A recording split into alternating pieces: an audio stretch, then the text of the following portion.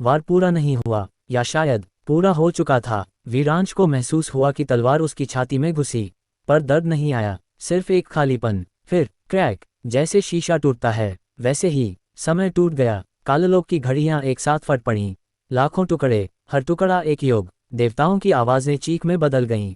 कालचक्र की आकृति कांप उठी। असंभव, उसकी आवाज़ में पहली बार डर था। अर्णव हवा से गिर पड़ा। महाकाल ने उसे पकड़ लिया। वह कर गया, महाकाल फुसफुसाया, जिसकी हिम्मत मुझ में भी नहीं थी।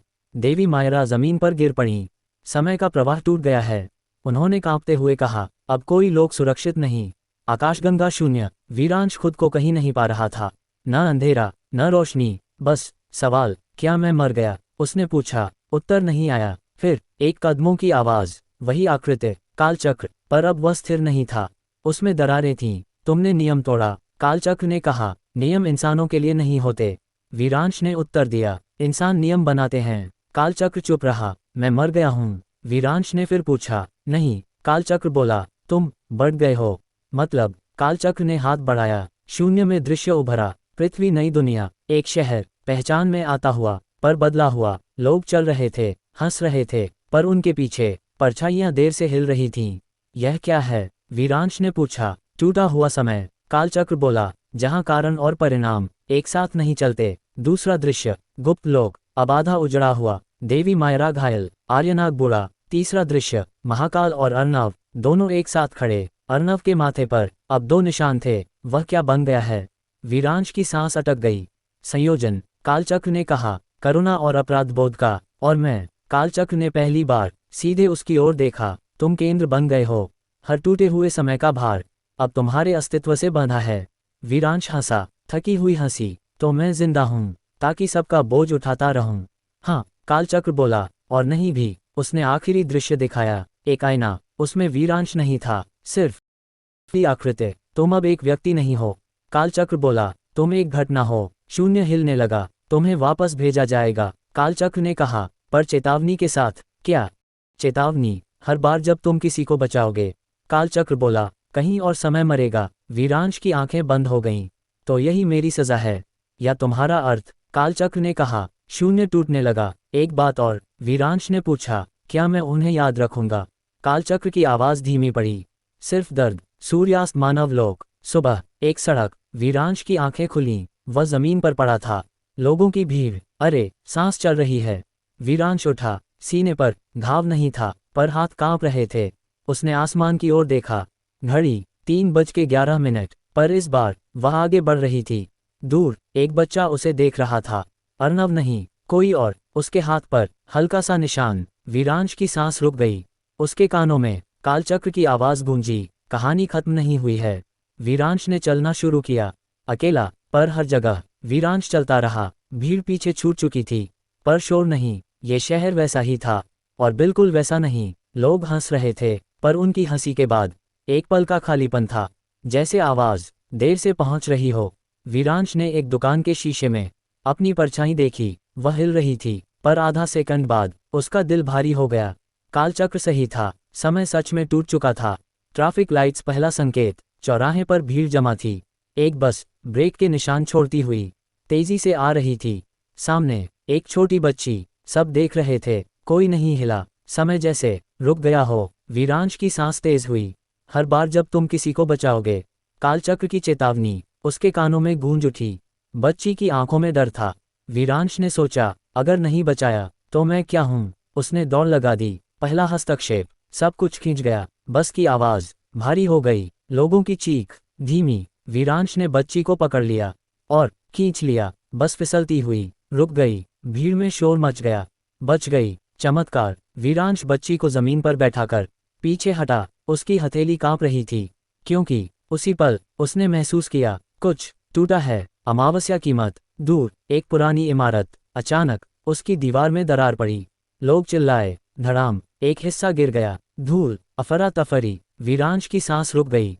उसने नहीं देखा कौन मरा, पर उसे पता था, किसी ने। उसके सीने में अदृश्य घाव खुल गया। नहीं, वह फुसफुसाया। कालचक्र की आवाज़ नहीं आई, पर सन्नाटा काफी था। निशान। वीरांश के हाथ में जलन उठी। उसने देखा, एक हल्की सी घड़ी का निशान त्वचा के नीचे घूमता हुआ। यह क्या है? एक बूढ़ी औरत उसे घूर रही थी। तूने समय छेड़ा है। वीरांश चौंक गया। आप क्या कह रही हैं? औरत ने सड़क की ओर इशारा किया। वहाँ बच्ची की परछाई अब भी खड़ी थी, जबकि बच्ची दूर रो रही थी। वीरांश के रोंगटे खड़े हो गए। परछाई पीछे रह गई। औरत बुदबुदाई, अब वो आएंगे। कौन? औरत ने आंखें बंद की। समय भक्षी, हंसिया चांद पहला शिकारी। हवा ठंडी हो गई। आसमान पर हल्की सी दरार उभरी, जैसे कांच पर खरोंच। उस दरार से काली लकीरें रेंगने लगीं। लोगों को कुछ दिखा नहीं, पर वीरांश देख रहा था। उन लकीरों से आकृतियां बन रही थीं, लंबी, पतली, घड़ियों जैसी आंखें। वीरांश पीछे हटा, तो यही है कीमत। उसके हाथ का निशान तेजी से घूमने लगा। उसके भीतर कुछ जागा, तलवार नहीं, इस बार निर्णय। फायर सामना, एक आकृति सीधे उसकी ओर बढ़ी, बिना आवाज। वीरांश ने आंखें बंद कीं और समय नहीं रोका। उसने खुद को बदला। एक पल वह वहां था, दूसरे पल पीछे। आकृति बीच से फट गई। कोई खून नहीं, बस बिखरता हुआ समय। बाकी आकृतियां पीछे हट गईं, जैसे डर गई हों। अमावस्या अंत की शुरुआत। वीरांश घुटनों पर गिर पड़ा। थकान हड्डियों तक उतर आई। बूढ़ी औरत फिर बोली, अब तू अकेला नहीं है बच्चा, अब तू निशानित है। वीरांश ने आसमान की ओर देखा। दरार अभी भी थी, छोटी पर मौजूद। अगर हर बचाव एक शिकार लाता है, उसने खुद से कहा, तो मुझे दोनों से लड़ना होगा। दूर कहीं एक घड़ी टूटी और उसी पल किसी ने उसका नाम लिया। वीरांश। आवाज परिचित थी, पर असंभव। वीरांश। आवाज फिर आई, धीमी, टूटी हुई, पर बिल्कुल पहचानी हुई। वीरांश का शरीर सख्त हो गया। ये भ्रम नहीं था, ये याद नहीं थी, ये वर्तमान में थी। उसने इधर उधर देखा। लोग अब भी अपने काम में लगे थे। किसी को कुछ सुनाई नहीं दिया, सिर्फ उसे। वीरांश। इस बार आवाज पीछे से आई। उसकी सांस रुक गई। अमावस्या चेहरा जो नहीं होना चाहिए था, वह मुड़ा, और दुनिया फिर से आधा सेकंड पीछे हो गई। उसके सामने रिया खड़ी थी। वही चेहरा, वही आंखें, पर रंग फीका, जैसे धूप में पुरानी तस्वीर। ये असंभव है। वीरांश के होंठ कांपे। रिया मुस्कुराई, पर उस मुस्कान में गर्मी नहीं थी। मुझे भी यही लगा था, उसने कहा। वीरांश एक कदम पीछे हटा। तुम मर चुकी हो। हाँ, रिया ने सिर झुकाया। और नहीं भी। उसके पैरों के नीचे परछाई नहीं थी। वीरांश का दिल बैठ गया। सैंड टाइम, अधूरी मौत, तुम यहाँ कैसे? रिया ने आकाश की दरार की ओर देखा। जब तुमने कालचक्र तोड़ा, उसने कहा, तो कुछ आत्माएं समय के बीच फंस गईं। मैं उन्हीं में से हूँ। वीरांश की आंखें भर आईं। तो मैं तुम्हें वापस ले आया।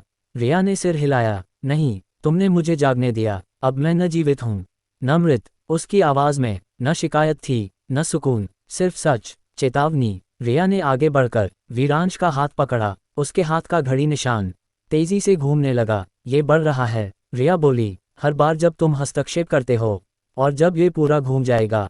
वीरांश ने निगलते हुए पूछा, तो क्या होगा? रिया की आंखें पहली बार डरी। तब तुम भी मेरी तरह हो जाओगे। हवा भारी हो गई। और एक बात, रिया ने धीमे से कहा, समय भक्षी तुम्हें नहीं चाहते, वे तुम्हारे भीतर कुछ चाहते हैं।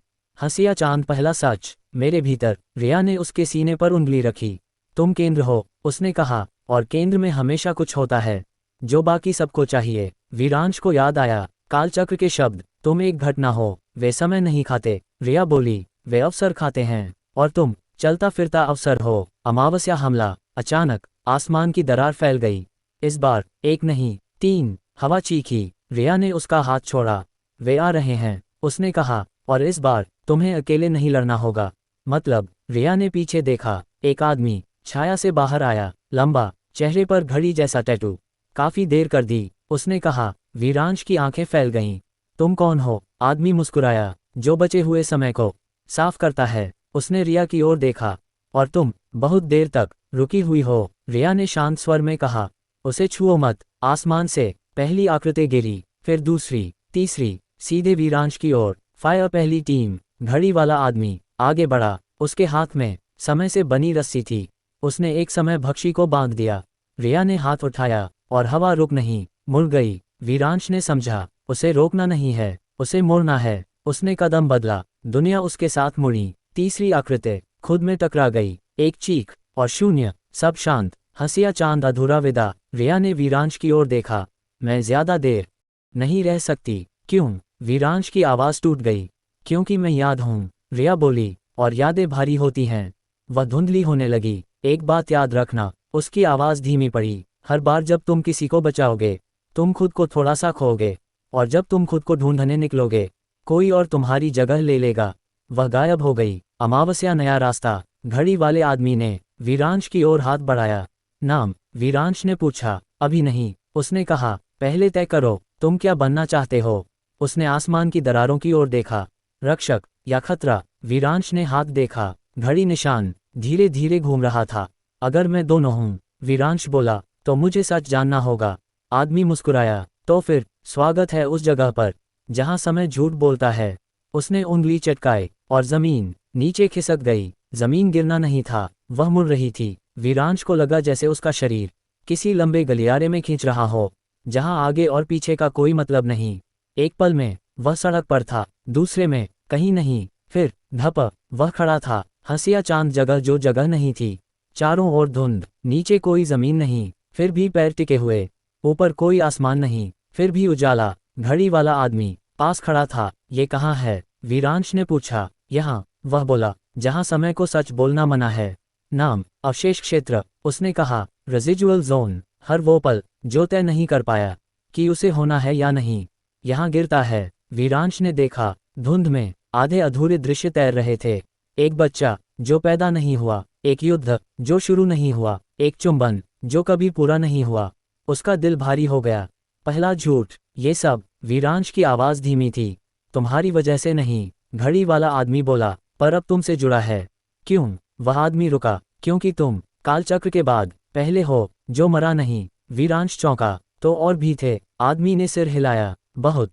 धुंध में परछाइयां उभरी, कुछ चीखती हुई, कुछ मौन। ये सब पुराने केंद्र थे, उसने कहा, जिन्होंने सवाल पूछे। और जवाब? वीरांश ने पूछा। आदमी की आवाज ठंडी हो गई। जवाब कभी नहीं मिलते। अमावस्या रिया का दूसरा रूप। अचानक धुंध कांपी और रिया फिर दिखाई दी, पर अब उसकी आंखों में रोशनी नहीं थी। उसकी परछाई पूरी थी। तुम्हें यहाँ नहीं लाना चाहिए था, उसने घड़ी वाले आदमी से कहा।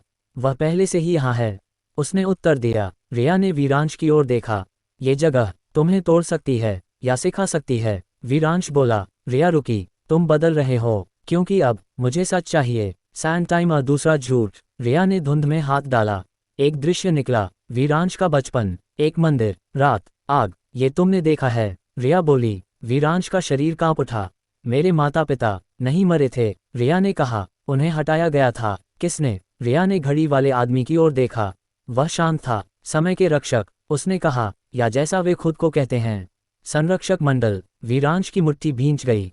तो महाकाल, विद्रोही, घड़ी वाला आदमी बोला। और तुम? गलती। हंसिया चांद दरार भीतर। अगर मैं गलती हूँ, वीरांश ने कहा, तो मुझे मिटा क्यों नहीं देते?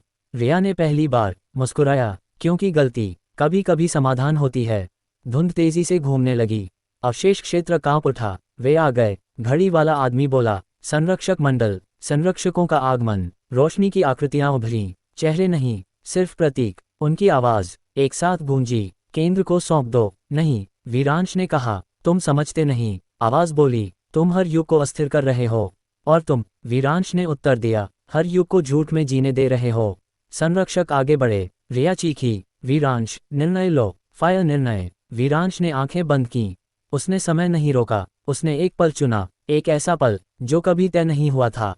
अवशेष क्षेत्र में एक नई रेखा खींची। संरक्षक रुक गए। यह क्या है? उन्होंने पूछा। वीरांश ने आंखें खोलीं। मेरा जवाब? जमीन फटी, धुंध बिखर गई, और अवशेष क्षेत्र दो हिस्सों में टूट गया। अमावस्या बिछड़ाव। घड़ी वाला आदमी पीछे गिर पड़ा। रिया ने वीरांश का हाथ पकड़ा। ये रास्ता तुम्हें मुझसे दूर ले जाएगा, और सच के करीब, वीरांश बोला। रिया की आंखों में आंसू नहीं थे, बस स्वीकृति। तो याद रखना, उसने कहा, मैं तुम्हारी वजह नहीं हूं। वह दूसरी दिशा में खींच गई। वीरांश गिरता रहा, अकेला पर जागरूक। गिरना इस बार लंबा नहीं था, पर भारी था। वीरांश घुटनों के बल गिरा। नीचे जमीन थी, ठंडी, चिकनी, जैसे संगमरमर नहीं, जैसे स्मृति। उसने हाथ रखा और पूरा दृश्य बदल गया। समय का न्यायालय। वह एक विशाल सभा कक्ष में था। छत नहीं, पर ऊंचाई थी। दीवारें नहीं, पर सीमाएं थीं। चारों ओर अनगिनत घड़ियां, कोई चल नहीं रही थी। बीच में एक गोल मंच, और मंच के चारों ओर संरक्षक मंडल। वे इंसान जैसे नहीं थे। उनके चेहरे धुंधले प्रतीकों में बदलते रहते। उनकी आवाज एक नहीं थी, एक साथ कई थीं। केंद्र उपस्थित है, सभा गूंजी। वीरांश खड़ा हुआ, उसका हाथ अपने आप स्थिर था, घड़ी निशान थमा हुआ। तुम पर आरोप है, एक आवाज बोली, कि तुमने समय के प्रवाह में अनधिकृत हस्तक्षेप किया और निर्दोषों को बचाया। वीरांश ने कहा। सभा में कंपन हुआ। दया कोई तर्क नहीं। आवाजें बोलीं, दया असंतुलन है, सैंड-टाइमर नियम का इतिहास। एक संरक्षक आगे बढ़ा, उसके प्रतीक में टूटी तलवार बनी। पहला नियम, उसने कहा, समय चलता है, चुना नहीं जाता। दूसरा नियम, केंद्र केवल प्रवाह का साधन होता है। तीसरा नियम, जो पूछता है वह टूटता है। वीरांश ने आंखें उठाईं, और जो सवाल नहीं पूछता। संरक्षक रुका, वह टिकता है। अमावस्या महाकाल का सच। हवा बदली, एक दृश्य उभरा। महाकाल अकेला, जंजीरों में बंधा। महाकाल पहला केंद्र था जिसने नियम तोड़े। संरक्षक बोला, उसने समय को मोड़ने की कोशिश की। क्यों? वीरांश ने पूछा। क्योंकि उसने एक बच्चे को बचा लिया। सभा सन्न हो गई। वीरांश की सांस अटक गई। तो वह राक्षस नहीं था, उसने कहा, वह अपराधी था। आवाज बोली, हमारी भाषा में दोनों एक ही हैं। दंड तुम्हारा भविष्य तय है। संरक्षक मंडल बोला। मंच चमका। 3 रास्ते उभरे। पहला, तुम्हें मिटा दिया जाएगा। दूसरा, तुम्हें बांध दिया जाएगा महाकाल की तरह। तीसरा, तुम खुद नियम बन जाओगे। वीरांश हंसा, पर वह हंसी हल्की नहीं थी। और कीमत, कुछ नहीं बचेगा जो तुम्हें इंसान बनाए। फायर उत्तर। वीरांश आगे बढ़ा। तुमने समय को कानून बना दिया, उसने कहा, पर समय कभी न्याय नहीं रहा। सभा में कंपन बढ़ा। तुम्हारा अस्तित्व अनावश्यक है, आवाजें बोलीं। वीरांश ने अपना हाथ देखा। घड़ी निशान फिर घूमने लगा। तो फिर, उसने कहा, मैं वही बनूंगा जिससे तुम डरते हो। संरक्षक मंडल एक साथ पीछे हटा। हंसिया चांद नया नियम। वीरांश ने मंच पर एक कदम रखा। समय रुका नहीं, वह झुका। मैं समय को नहीं बदलूंगा। वीरांश बोला, मैं उसे सवाल पूछना सिखाऊंगा। मंच फट गया। घड़ियां गिर पड़ीं। संरक्षक चीखे, ये निषिद्ध है। वीरांश की आवाज पहली बार कई आवाजों में गूंजी। हर जीवन एक संभावना है, और संभावना कभी अपराध नहीं होती। अमावस्या टूटन। सभा कक्ष दरकने लगा। संरक्षक मंडल पीछे हटने लगा। एक आवाज अलग थी, धीमी पर साफ, तुम वापस नहीं जा सकते, उसने कहा। वीरांश ने मुड़कर देखा। एक संरक्षक अब इंसान जैसा दिख रहा था। और तुम? वीरांश ने पूछा। मैं पहला हूं, उसने कहा। जो सुन रहा है